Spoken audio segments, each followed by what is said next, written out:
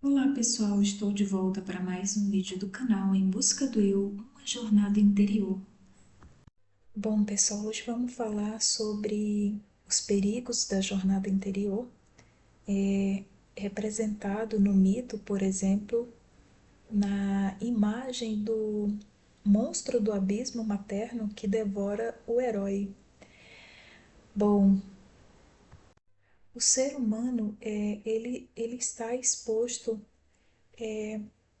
a acontecer algumas situações com ele nesse caminho de jornada interior, ou seja, na busca do eu, né, ou naquilo que Jung chamou de caminho da individuação, que é justamente esse ser humano tendo um conflito interior e procurando resolver esse conflito interior, que nada mais é do que o conflito entre as suas duas partes, né? Entre os seus dois eus, que é o eu consciente e o eu inconsciente. Bom, se de fato existe esse conflito interior dentro do ser humano, então subentende-se que os conteúdos do inconsciente começaram a emergir-se, ou seja, começaram a tocar o limiar da consciência, da parte consciente. Bom, no trecho do livro O Eu e o Inconsciente, diz o seguinte: se os conteúdos inconscientes chegarem, porém, à consciência, inundando-a com seu misterioso poder de convicção, propõe-se a questão: de que modo o indivíduo reagirá? Será dominado pelos conteúdos? Aceitá-los-á credulamente? Rejeitá-los-á?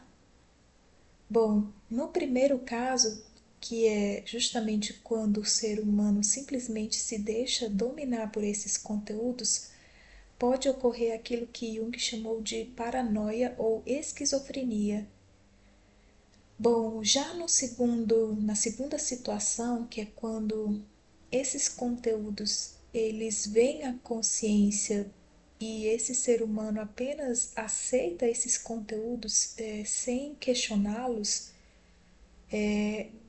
ou seja, aceita-os credulamente, então o indivíduo ele pode tornar-se um excêntrico, com um certo gosto pela profecia, ou então pode fazê-lo retroceder a uma atitude infantil, apartando-o da sociedade humana. Ou seja, aqui não preciso falar, né, mas se nós buscarmos na nossa memória, encontraremos tanto num passado não tão distante na história exemplos de pessoas assim, e também no presente, né, no momento presente, algumas pessoas como que excêntricas, né, e com um certo papel de da imagem coletiva de um profeta, né? Bom, existe também a terceira situação, que é no caso desses conteúdos do inconsciente, da pessoa ela simplesmente rejeitar esses conteúdos. Nesse caso, o Jung fala que a pessoa ela tenta restaurar regressivamente a persona. Dessa forma, tecnicamente falando, estará tentando restaurar sua persona por via regressiva. Esse exemplo eu acredito que ele seja até o mais comum entre as pessoas que estão passando por um processo de transição, né, de transformação, de busca do eu interior, e existe um certo temor do desconhecido, daquilo que ela esteja passando. Então, há esse risco aqui de que ela tente voltar para aquilo que é familiar.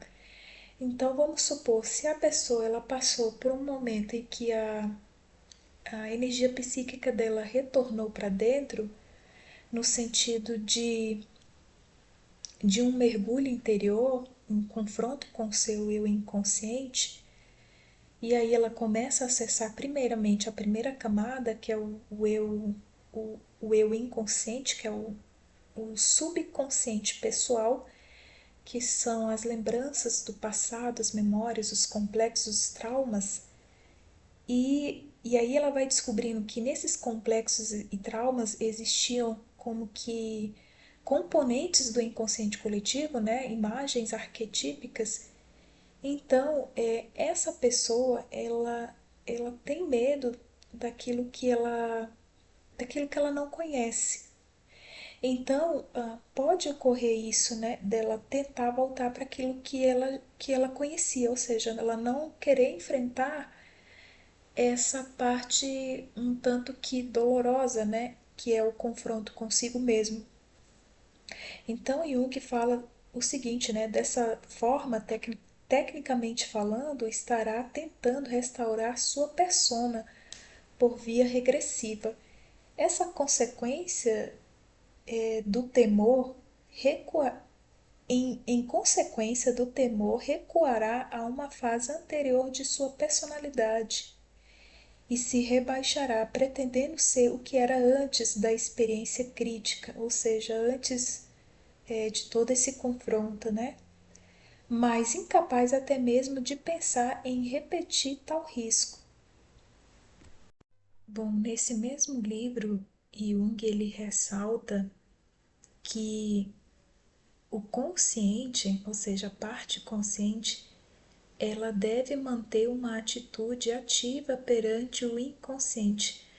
Claro que isso não significa a mesma atitude anterior, ou seja, de que o consciente dominava o inconsciente ou simplesmente o afastava para não ter contato, né? Para não sentir, para não sofrer, enfim, seja lá qual o nome for.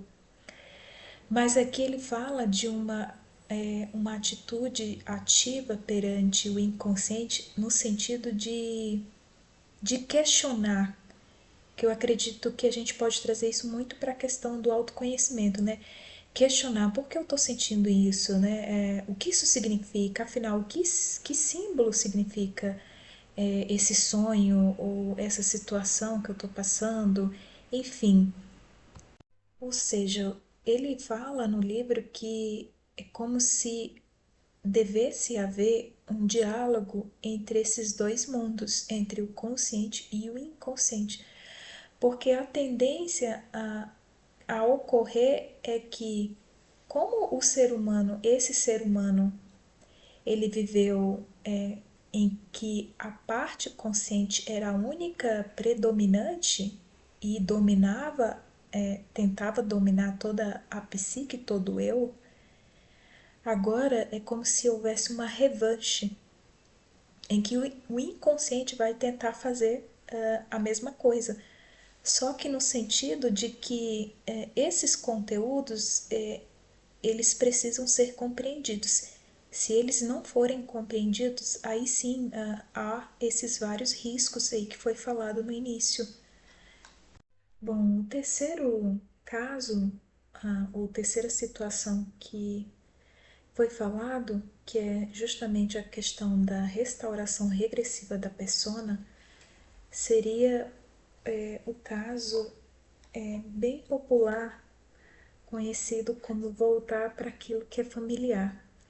Ou seja, quando o herói, a pessoa humana, ela entra nesse processo de autoconhecimento, ela tem que confiar no processo, ou seja, ela tem que confiar no desenrolar da sua própria jornada interior. Por quê? Porque tem esse risco de retornar para aquilo que é familiar. Bom, Jung dizia o seguinte no mesmo livro, né, O Eu e o Inconsciente, sobre a restauração regressiva da persona. Esta formulação parece muito técnica e o leitor suporá com justeza que se trata, afinal, de uma reação psíquica de natureza complexa, como as que se apresentam no decurso de um tratamento analítico. Seria um erro, no entanto, supor que casos desta espécie aparecem apenas durante o tratamento analítico. Tal processo pode ser observado igualmente e às vezes com mais nitidez em outras situações vitais, de modo particular nas existências em que houve uma intervenção violenta e destruidora do destino.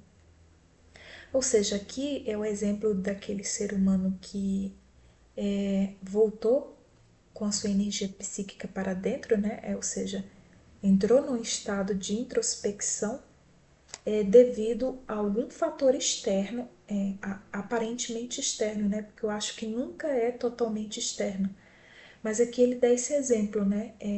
De, de que nessas situações em que houve uma intervenção violenta e destruidora do destino, a pessoa ela se volta como que para um casulo interior, né?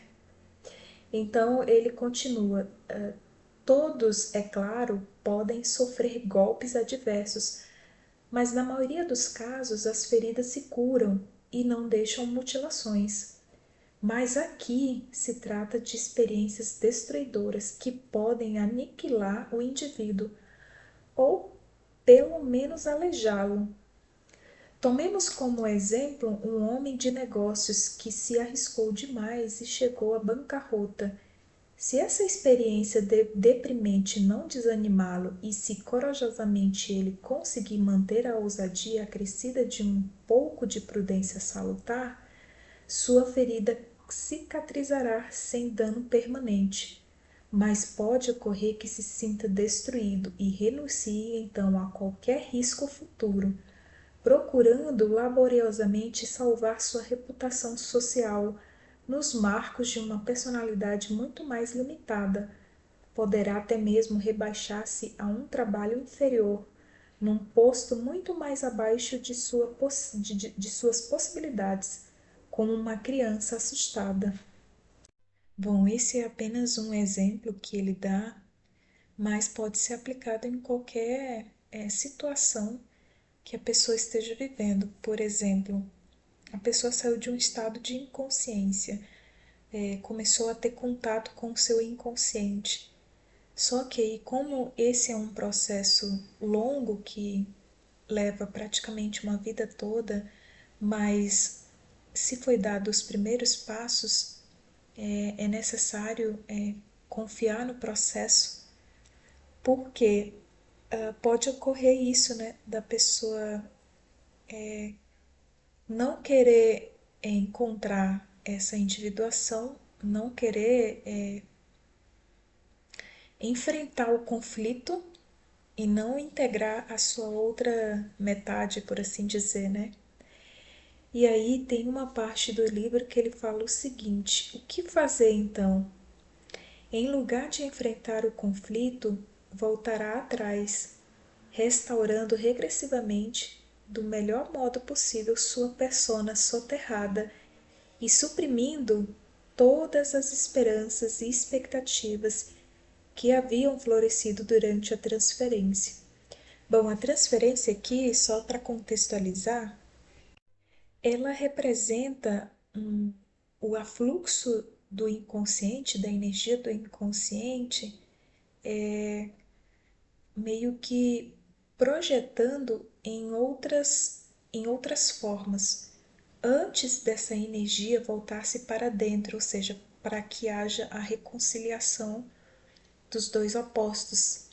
Então, na transferência, a energia, o afluxo de energia do inconsciente busca uma figura arquetípica, por exemplo.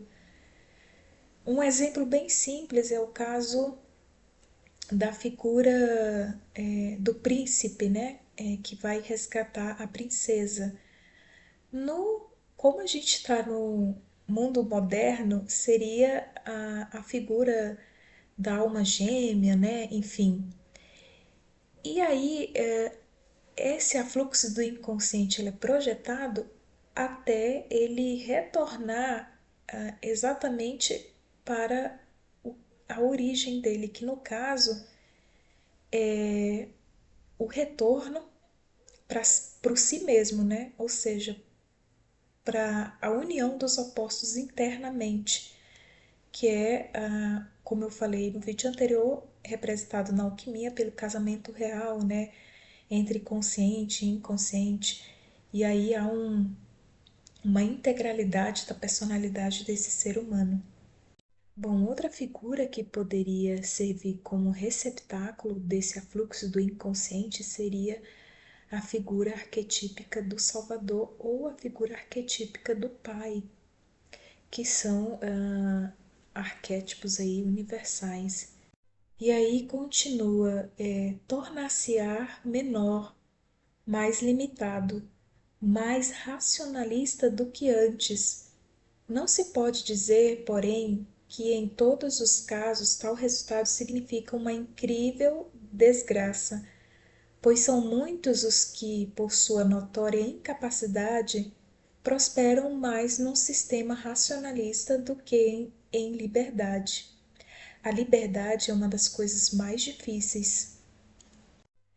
Tal solução seria perfeita se alguém pudesse livrar-se por completo do inconsciente, ou seja, voltar para aquilo que é familiar, né? Ou seja, para voltar para aquilo que é inconsciente, para o estado anterior, no caso, essa regressão da persona, né? Tal solução ela seria perfeita se alguém pudesse livrar-se por completo do inconsciente, privando-o de sua energia e tornando-o inativo. Mas, como a experiência mostra, só se pode privar o inconsciente de parte de sua energia. Ele permanece em contínua atividade, uma vez que não só contém, mas é a fonte da libido, a partir da qual os elementos psíquicos fluem. É um erro, pois, acreditar que através de alguma teoria ou método mágico poder-se-ia esgotar a libido do inconsciente, anulando-o. Ninguém pode, mediante seu livre-arbítrio, anular o poder efetivo do inconsciente. No máximo, conseguirá iludir-se. Somente uma coisa é eficaz contra o inconsciente: a necessidade exterior premente. Entretanto, os que tiveram um conhecimento maior acerca do inconsciente reconhecerão, atrás da necessidade exterior, a mesma face que antes os espreitava de dentro. Ou seja, a situação exterior ela terá uma mesma face da necessidade interior, ou seja, da busca do eu. Uma necessidade interna pode transformar-se numa necessidade externa, se esta última for real e não uma simples pose. A problemática psíquica costuma ser ineficaz. Aí ele dá o exemplo de que a necessidade exterior premente, por exemplo, poderia ser uma vida simples, uma vida no campo. Aí sim ele fala que poderia ser eficaz contra o inconsciente. Só que uma vez que a pessoa ela já conhece algumas coisas do inconsciente, ela não pode usar tipo de subterfúgios para se esquivar do processo interno. Bom, essa vida simples seria a de um homem, por exemplo, que não tem muita instrução, por exemplo, né? Seria aquele homem do campo. Ele fala que seria uma necessidade premente, uma necessidade implícita da própria natureza daquele homem.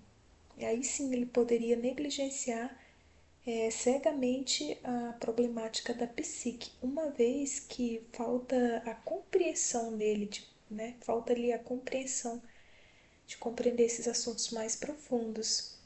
Mas fora isso, aí a problemática tem que ser enfrentada, né? Porque mesmo uma vida simples significa o quê?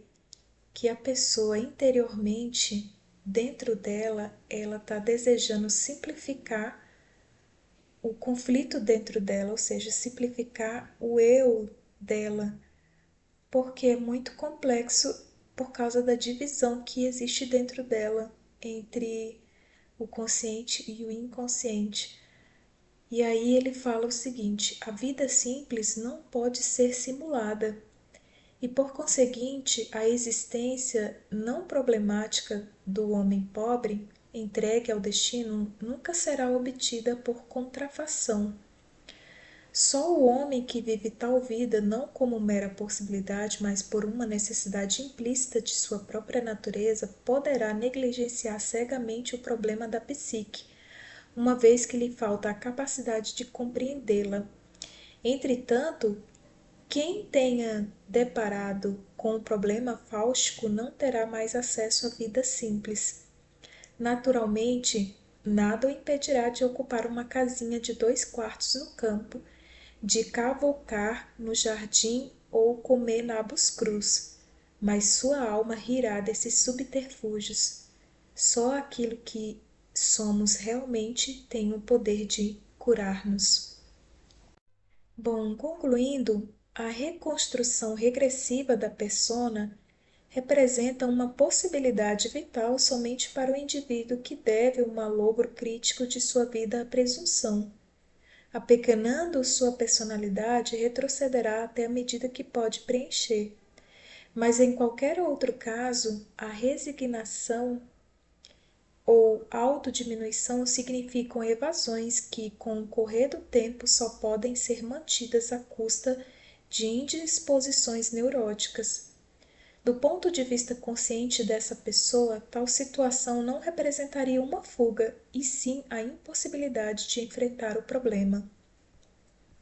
Bom, para finalizar, eu trouxe um trecho do livro O Herói de Mil Faces, de Joseph Campbell, que diz o seguinte: a recusa ao chamado.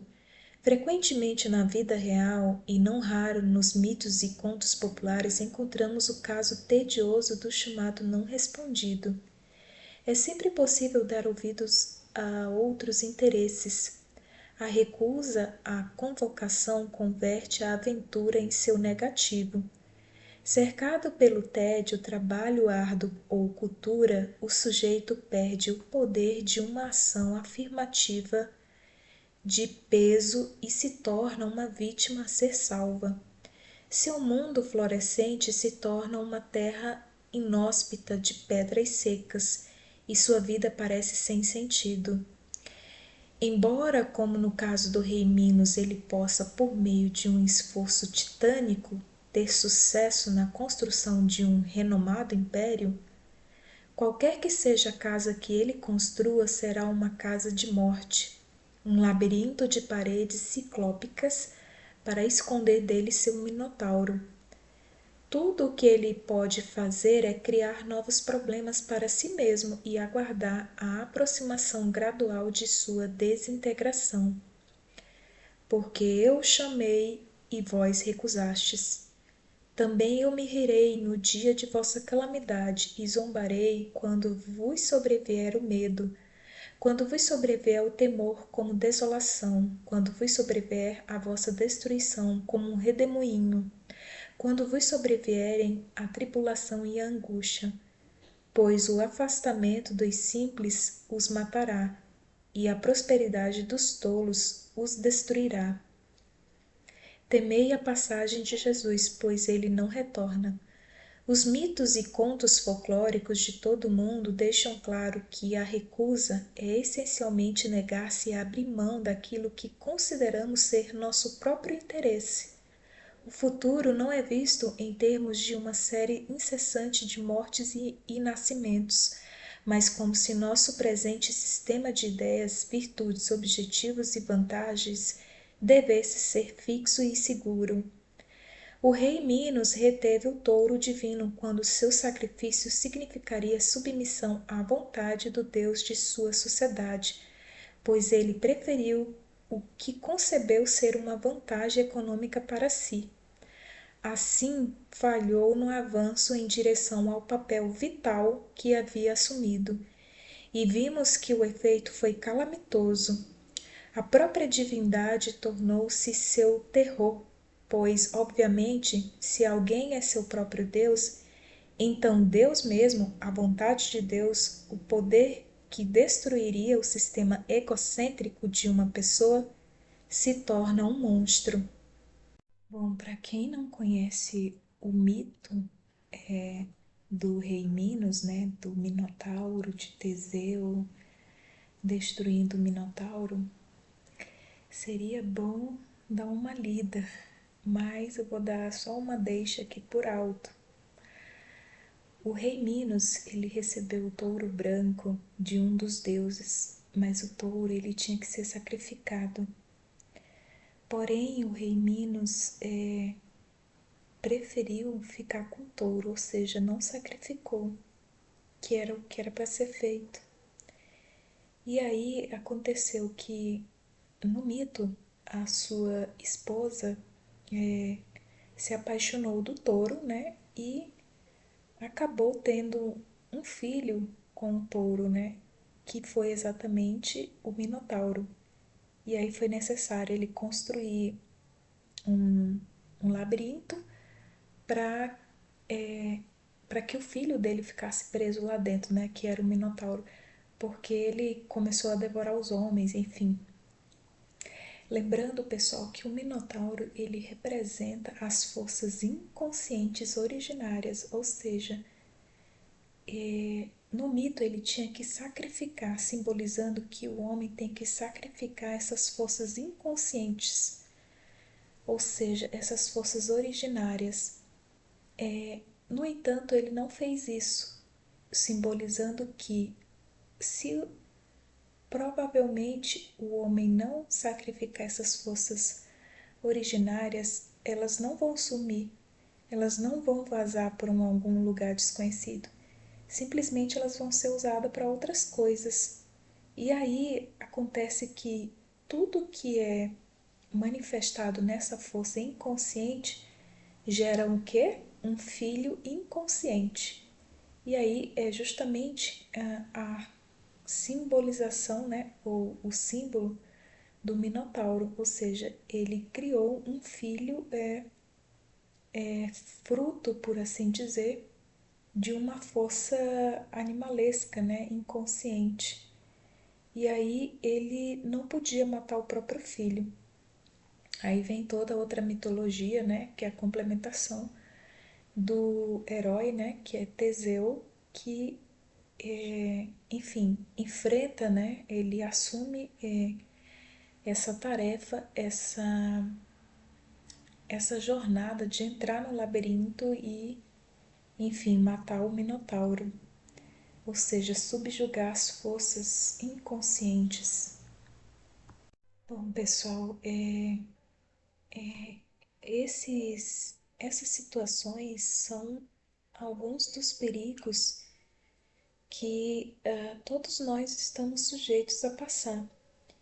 E se for o caso de nos desviarmos desse processo de autoconhecimento, de continuar na jornada do eu interior, que a gente possa perceber, né, estar no momento presente, perceber principalmente os ciclos se repetindo, né, ou seja, os ciclos inconscientes tentando se repetir novamente, para que a gente possa dar um start, né, na consciência para voltar para o caminho da individuação, né, para o caminho desse autoconhecimento, da integração da totalidade do ser, porque infelizmente são processos que todo ser humano está sujeito a passar, mas que a gente tenha fé para continuar nessa jornada, que a gente confie no processo, né? Não é à toa que nós estamos aqui nesse momento de transformação interna e externa também. Bom, é isso, pessoal. Se vocês gostaram do vídeo, deixe o seu like. Se você não é inscrito, se inscreva e nos vemos nos próximos vídeos. Até breve. Tchau, tchau.